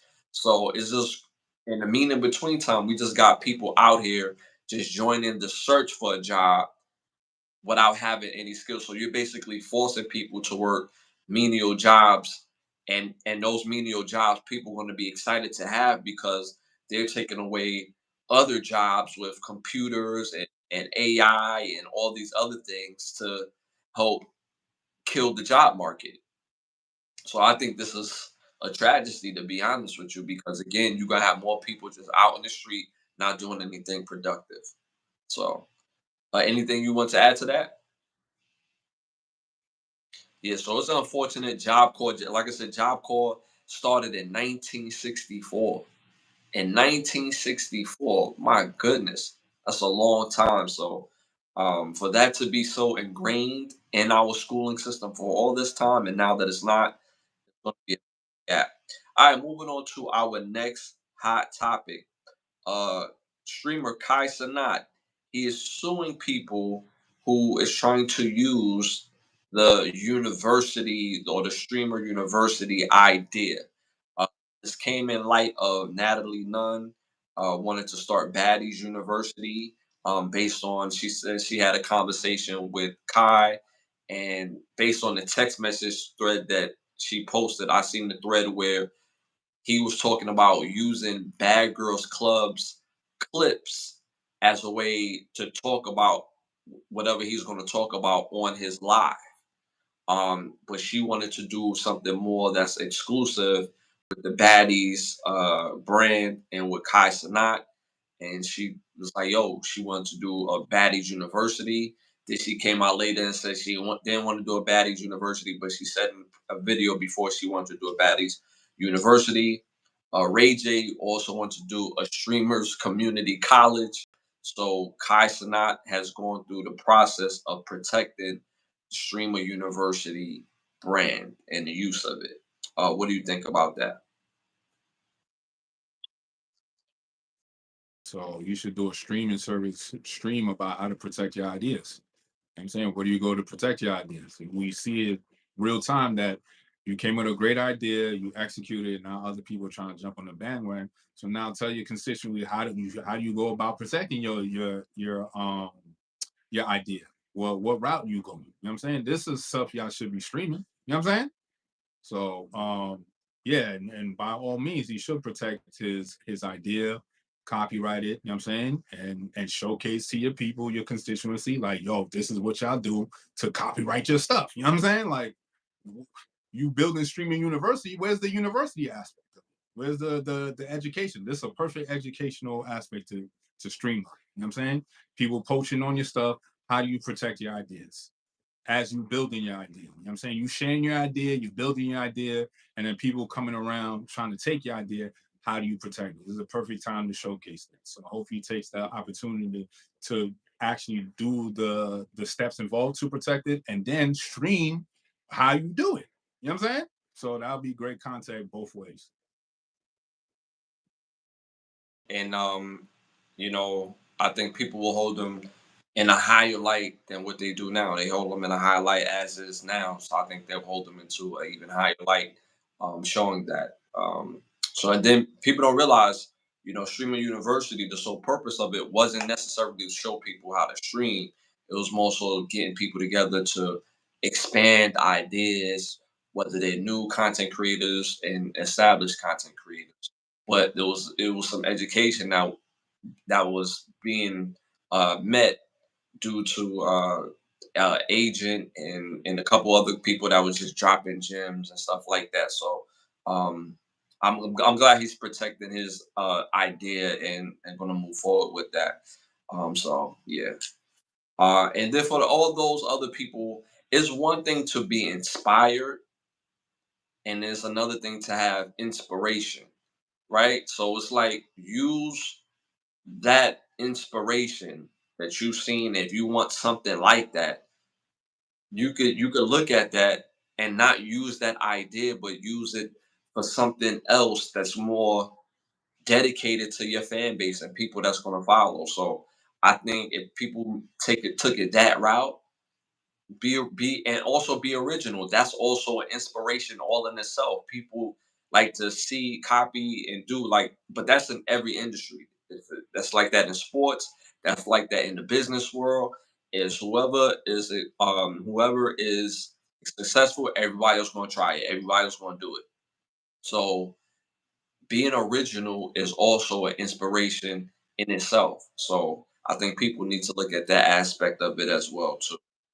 All right, y'all. Moving on to our next hot topic. Uh, Antoine Massey was one of the prisoners who basically bust out of jail in New Orleans. He's going on a rant on live on the run, asking for help by lawyers, rappers, and other entertainers. He said that he was let out. He did not escape. He also had sworn affidavits and paperwork to show that he was wrongfully convicted. I mean, he was wrongfully convicted for his charge. Some of his charges was eight. Yeah, I get what I'm saying. Eight, kidnapping, domestic violence, strangulation, violating orders of protection. He had the physical paper proof to show that he was innocent of all charges. What do you think about that?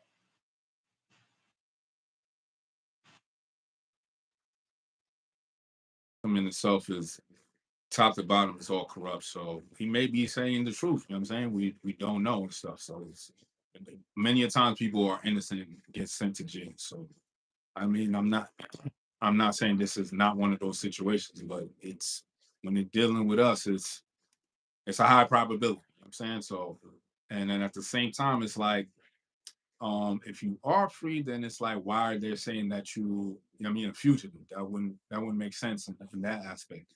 And on top of that, like wherever you on live, you just got your people's hand up. You know what I'm saying? So now they're gonna be accessory to the fact as well, because you on live doing what you're doing. So wherever you at, like your people's is going down with you. So I hope the evidence that you have to back it up and showcase it. But you know what I mean? The system is always finds a way to to sacrifice our people all the time. So even with paperwork, even with you not being in that situation where they say you was in, they'll still pin it on you. So hopefully he has the right paperwork to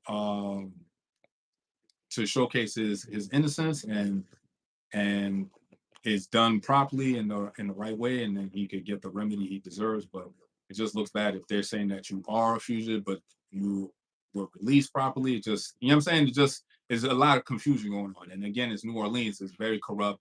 They've been a murder capital for years. You don't be a murder capital with, you know what I'm saying, with top cops running around. You know what I'm saying? You do be a murder capital with people looking the other way. So there's that aspect as well too with the system of New Orleans. It's just a whole turmoil. So hopefully the president gonna have to come in and situate all of New Orleans, because the governor's fucking up, the sheriff is fucking up. You know what I'm saying? Like everybody fucking up, the mayor. So it's like it's all bad over there. So who knows how they're gonna fix that? You look at this situation because I believe it was 12 that originally escaped. Um, so it's him and another guy who's still at large.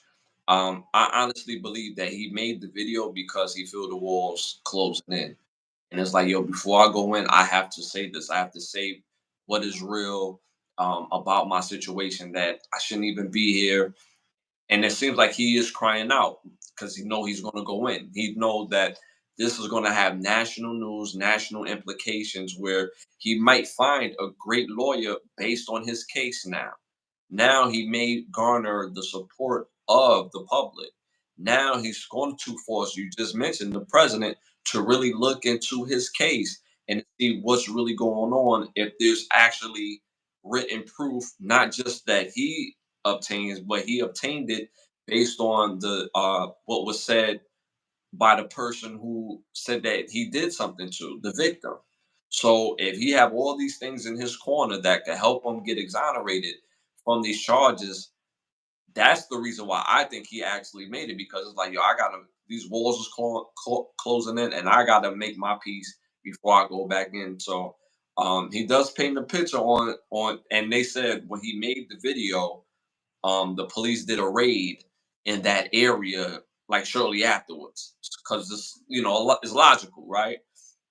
So it's going to be something to look into more so because of what he said, the proof that he obtains. But when they catch him, he's still gonna have to do time, even if they exonerate him of all these charges, because at that particular point he was still locked up, and he was locked up for these presumed charges. So they're gonna probably be like, if at best they'll say, all right, we're gonna exonerate you of all these charges, but yo, you still gotta do time for your prison escape. Even if you say that somebody let you out, but we see on tape that this is what happened. So guess what? Yeah, we exonerate you for this, but you got to do more time for escaping jail. So there's always a loophole. There's always going to be a way for that man to do time. So, but that's the reason why I believe he made the tape, and he put himself in a better situation by making it go live, by going. I won't say make it go live, but just putting his story out there for national news and national play, where it looks into his. Anything you want to add to that? What are you looking for? That's a fact. Funky Jill. All right, y'all. Moving on to our next hot topic. Um, NBA Finals. NBA Finals first game. NBA Finals first game. Shout out to 50 Cent. He was the ultimate troll at the last Indiana game. Rocking a free Diddy T-shirt. Uh, just a super troll. That's my birthday. My birthday month, twin. Kansas, being super petty. But the NBA Finals, first game in the books. I could not believe it. I could not believe it. When I watched the game, Oklahoma City was head and shoulders winning this game. Head and shoulders. They was up, I would say, by 11 to 12 points with 7 minutes left. They came back. Pacers took the first game 111 to 110. What do you think, bro? What do you think about that?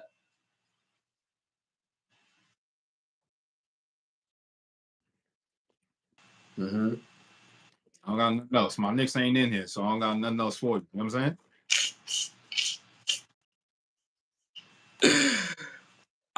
When I seen the end score, I immediately say, what the Halliburton?" Like I'm like, "Yo, what's going on?" Like the Pacers, is something about their fourth quarter that they'll keep you around, or basically they're comfortable with you playing with the lead up until the fourth quarter, and they just turn it on. I wouldn't say turn it on, but they take it to another level that the other team is just they just not equipped to do. So again, watching the game, nobody on the Pacers had a super outstanding game offensively.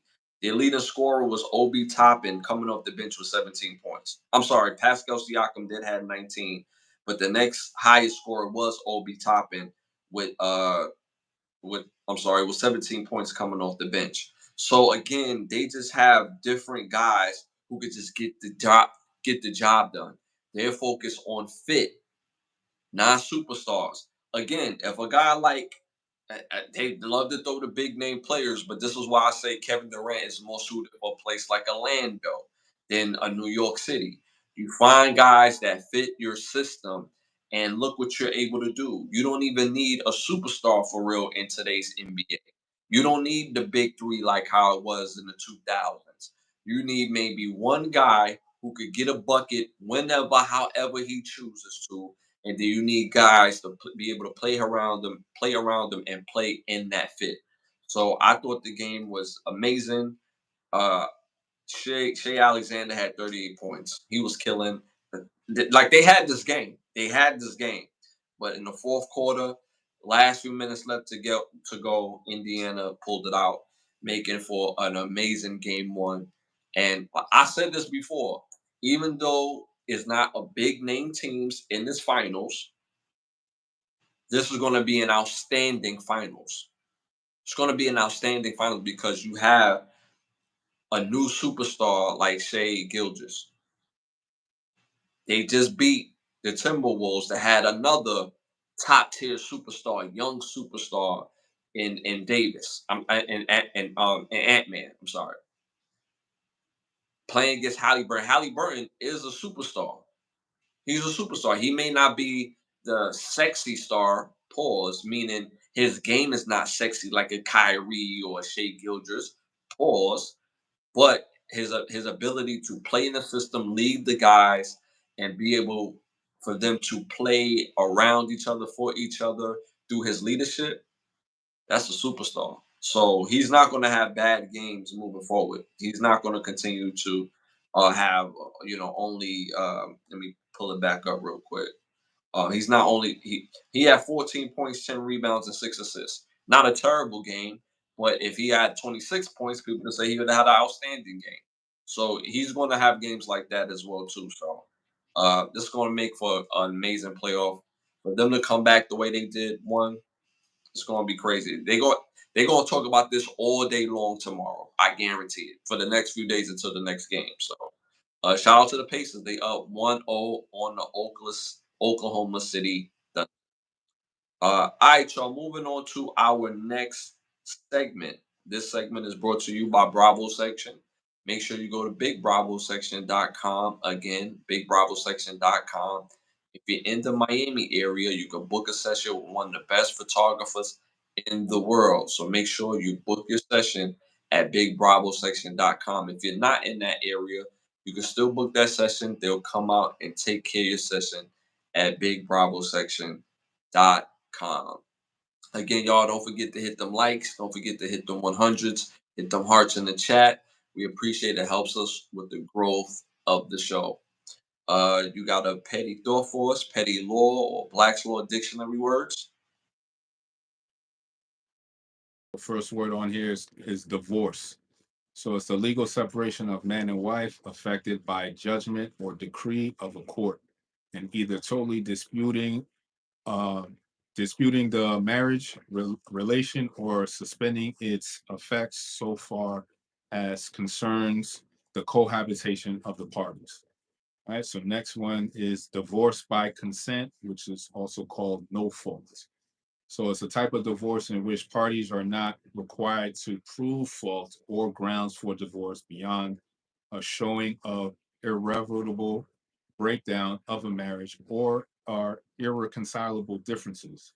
Majority of states have no fault divorces in one form or another. So next word on the list is marital agreements.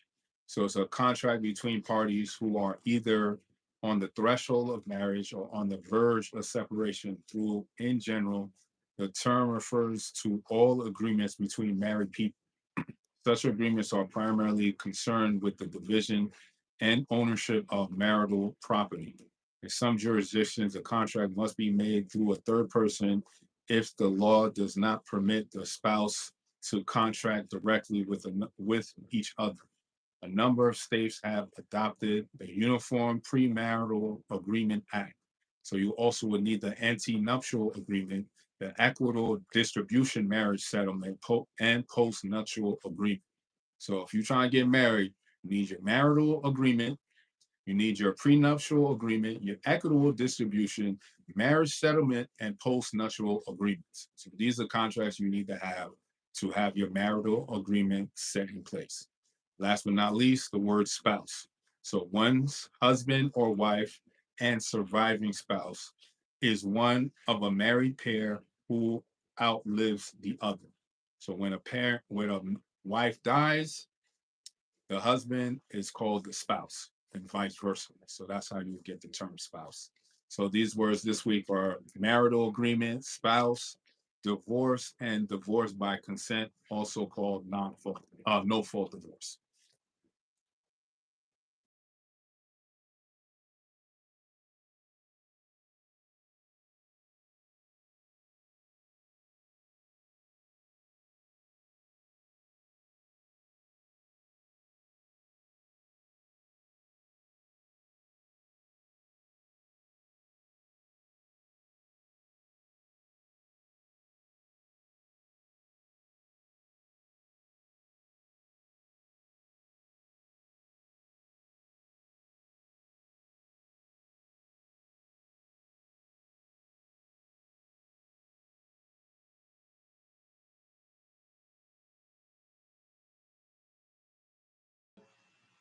When I look at other relationships, most relationships that I see, they are their partner's dumpster. Whether it's physically, whether it's emotionally, whether it's just from a health standpoint, learn how to feed off each other and not and rest your BS on their feet. It's supposed to be a team effort at times, but there's certain things in a relationship you must lead and complete on your own. When you love somebody, you want to take as much off their plate as possible if you can. The best you can do is to take the emotional aspect away from it. But when you dump that emotional aspect onto it, when you dump the physical aspect of it on it, and physical aspect can also be sexual and it can also be physical as far as domestic. So we have to be aware of how we are putting that energy when we're dealing with people. I say all these things in light of streamer DDG and actress Halle Bailey. Uh, DDG, he just recently tried to get an injunction on Halle for leaving the country with his son due to her mental state. He has proof that her mental state is not always adequate for her to be out the country with the son. These text messages, I even have some of these text messages pulled up. Actually, I forgot or almost forgot all about it. So some of these text messages read, uh, "You leave me hanging as a mother. You don't step up when I need you to do so. I'm begging you. I just want our son. No, no, I just found out that you slept with Lala in Mexico. It's not the Lala that we all know. It's a Lala in their circle or group. Um, I'm going to I'm going to hurt myself tonight. My son will be the text message is kind of blurred, so I'm going through it. I hate you forever. You can have him and let him. Yeah, that one is too blurred for me. I hate you. You are the most horrible person I ever met. I wish I didn't have to fight with you, but you continue to let me down every time. So y'all know where I'm going with this. These are the type of messages that she was relaying, that she's gonna hurt herself. She had access of his gun at one particular time. There was another time where they're texting back and forth where he refuses to let her in his home because he really felt physically threatened by her presence, that she would actually do something. So these are all things that in relationships that would allow somebody, there was practices going on that was avoided, that you allow somebody to basically dump their emotional baggage on you, their physical baggage on you, their mental baggage on you, all that being a dumpster for the tail of a very big manipulation tool. This is all tools of manipulation. When you say, I'm going to hurt myself," or you leave me hanging, and this, the and the leaving hanging part could actually be true if she felt that way, in a sense of parents having miscommunication. Well, when you have physical abuse, mental abuse, manipulation, that takes on a whole nother bag in itself. So you can't allow yourself to be somebody else's dumpster. You have to set rules and regulations in place that, yo, this will not be tolerated. If you do this, I will remove myself completely. I will have no contact with you. That's how you put that in check. You can't have somebody around you manipulating you. And the crazy thing is, we've all been through it. Once you get to a certain age as a man, you done dealt with a woman was trying to manipulate you, whether she was using physical manipulation, mental manipulation, spiritual manipulation, all types of manipulation, all types of abuse that person was trying to use to get you to get you to see things their way. Like, when somebody's really trying to manipulate you, when they don't get their way, they say something to you like, "So if I died today, would you care?" You know what type of space you have to be in mentally, that whatever y'all going through, that it would question if the person that you with would care if you was no longer here. It's one thing to think that on your own. It's a whole nother thing to vocalize it with the person that you're with, that you choosing to have a child with, that you did have a child with, and at some point wanted to build a life with. So you can't allow yourself. Be very careful and set boundaries when people are trying to use you as a dumpster for their emotions, for their physical, their mental, spiritual abuse. So be very aware and be very careful. Anything you want to add to that? Uh, Example, you use DDG, and it's funny. Like, Hollywood is a hell of a drug. They'll put people in front of you and make you think these people are the greatest people in the whole world. Like, they're sweet, upstanding citizens, and lo and behold, they can't even spell. Like, how you a Hollywood actor and you Disney's favorite star and you can't even spell? Like, that's sad. And then to second point is, even with all this evidence you showcased and brought up to the judge, they still denied it. So what are you supposed to do after that? They granted her temporary restraining order with no evidence. Bro, come with all the evidence and still get denied? Like, like, how are we supposed to play this game? How you want us to continuously participate in this game without people not losing their shit? Because you want us to participate in this, and when we actually participate in this game and play the game with y'all, okay, you file a restraining on me, I'm gonna do a countersuit and showcase evidence, and then still get denied with my evidence? Nah, this is a game that's not even worth playing. Because what's the point if the rules and regulations don't need not apply whenever you feel like it, based on your feelings? Oh, because I feel this way. No, no, no. Where's the facts? Bro brought facts and it still didn't matter because the judge felt as though it didn't matter. That's not how the law works. It's not based on your feelings, it's based on the law.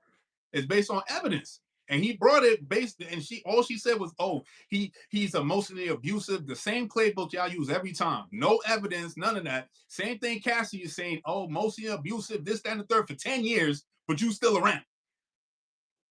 But then after 10 years, you could turn around and be like, "Oh, he did this and that to me." But you stuck around for 10 years though. Disregard that part.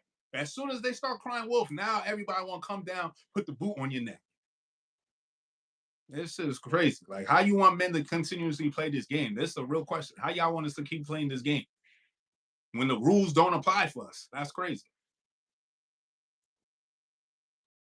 Choosing the person that we're dealing with. We have to do that because I didn't know that these videos existed of her doing videos with her sister or by herself where they ask her about relationships or they talk about relationships.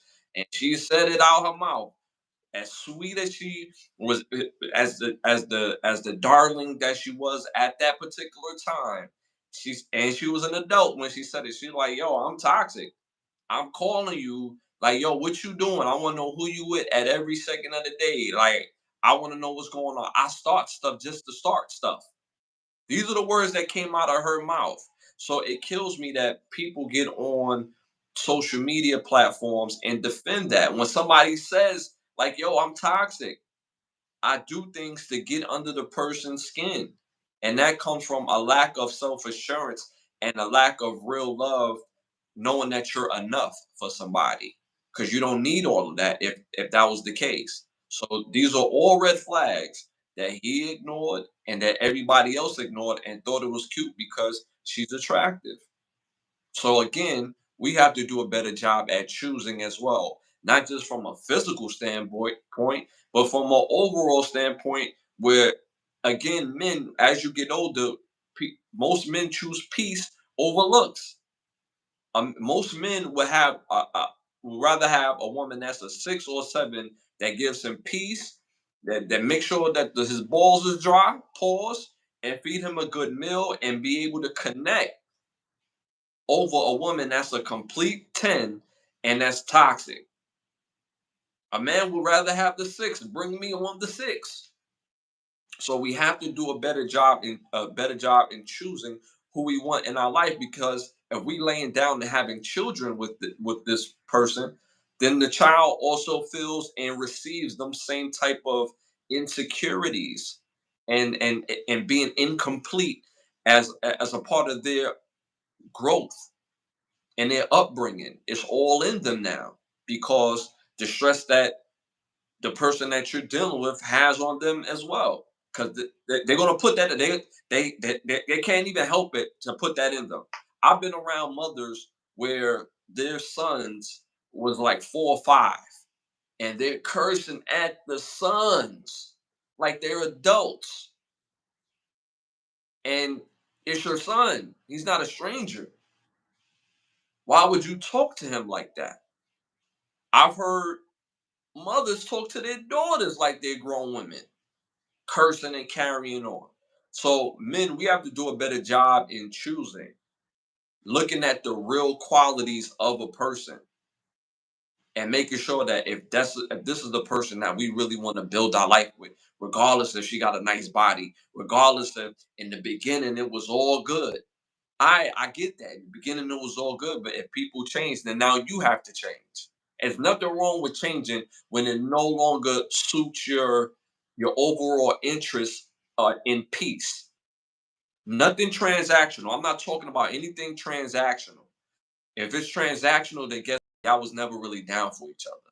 But it could change when your peace is changed, because it could take years off your life. The years that you need to live is more important than anything that's transactional. So if it's not based in that, then it's okay to all right, so you gonna change, then guess what? This relationship no longer serves the purpose of my peace. And if it's not built on that foundation, then you don't have nothing at all. That's my keep the lie alive for this episode, y'all. Anything else you want to add to that, bro? Appreciate that, my brother. Again, we thank y'all for tapping in each and every Thursday and every Sunday at 10:30. We're on here on YouTube at Ashley Lovechild. Can the Brothers Get a Rap podcast? Again, we know that from time to time that the stream has been lagging. When I talk, my brother freeze and vice versa. We're still working on that because we never had these issues. We've been talking to YouTube. We've been making sure that our connections is on point and it's not us for our connections. We're still working on what's going on with YouTube because we never had this problem. 165 episodes, and we just don't have this problem. So for some reason we do, and we're working on making sure that it's fixed. But we thank y'all for staying tapped in and staying locked in. And trust me, it's hell trying to make clips based on how it is. It's basically impossible. But again, thank y'all for tapping in. Thank y'all for continuing y'all support. Again, hit them likes, hit them 100s. It helps us with the growth of the show. Also, real quick before we out of here, I want to thank some of the sponsors of the show. Bravo section, Button Snaps, and OUV Records. If you're interested in becoming one of the sponsors of the show, hit me on Instagram at Ashley Lovechild. Again, at Ashley Lovechild. Or you can hit my bro on his Instagram at. So again, if you're interested in becoming one of the sponsors of the show, hit us up on Instagram. Also, I want to thank. Uh, oh, I'm sorry. We're on the road to 20,000 subs. We at a little over 11,000 subs. So continue to like, subscribe, share, hit that all notification bell. You just never know when I'm going to pop up. Different memberships, different access. So make sure y'all tap in. Over 450 rewatch videos of this podcast on this channel. So again, make sure y'all tap in. I put in a lot of work to make them clips. So make sure y'all tap in and leave, the comments and stay engaged. Also, got a brand new EP out right now, Winners Loyalty. Again, Winners Loyalty on all music platforms. Make sure y'all go tap in. It is fire. 6 songs. Make sure y'all tap in and listen to that. I know my bro got his website. Make sure y'all tap in and show that love. Y'all, bigbravosection.com. Also, I feel like I'm forgetting something. I'm probably looking right at it. I'm just not seeing it. Also, be on the lookout for the new show on TikTok every Tuesday and Twitch every Friday. Working on a new show on those platforms as well. So tap into at Ashley Lovechild Mojo on those platforms as well. Also, again, there's links in the bio, the memberships, and also merchandise. So tap into the merchandise portion. We got fire merchandise, t-shirts, hats, the whole click. So make sure y'all tap in the links in the bio. Man, y'all already know what time it is. Oh, before we go, last but not least, also thank you to the presenting sponsor of the show, Button Snaps, again, where you get the finest movie, shows, documentary, and original content for your viewing pleasure of $4.99. Again, that's Button Snaps. Button, the hyphenated sign, snaps.com. That's button, hyphenated sign, snaps.com. Again, we'll see y'all again this Sunday at 10:30. Y'all already know it's love. And we'll see y'all next time, 10:30 on Sunday. We out.